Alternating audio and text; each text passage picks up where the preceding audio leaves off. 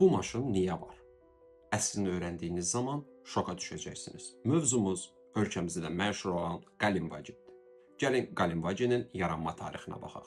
İlk öncə 1970-ci ildə İran hökuməti, yəni şah rejimi İran ordusunu modernizasiya etmək üçün İranın dağlarında və çöllərində gedəcək dözümlü bir maşın istəyirdi. Hal-hazırda da Pəhləvi ailəsinin hissədarı olduğu Mercedes şirkətinə gedirlər və onlardan belə bir maşın istədiklərini bildirirlər.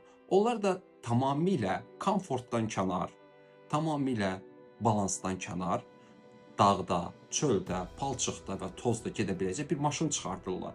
Ona görə də Qalinvaginin fikir versəniz, ön güzgüsü tamamilə düzdür. Bunun səbəbi o güzgülərin daha rahat dəyişdirilə bilən olmasıdır.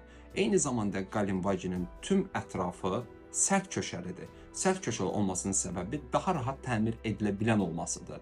Yəni bu maşının tamamilə hərbiyə uyğunlaşdırılmış formada dizayn edilir. Amma digər ki, sən saydığını say, gör molla rejimi nə sayır.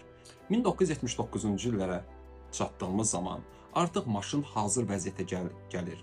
Lakin bu zaman fələyin bir işi ortaya çıxır ki, İranda hakimiyyət devrilir. Şah rejimi gedir, yerinə isə molla rejimi gəlir.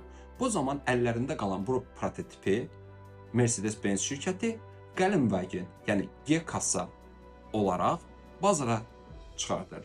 Və bunun nəticəsində Qalinvagin bir hərbi maşın kimi yaradılmasına baxmayaraq, sonradan artıq off-road tipli olaraq və şəhər maşını olaraq cəmiyyətdə öz yerini tapır. Və siz nə düşünürsünüz? Qalinvaginə o qədər pul verməyə dəyərmi?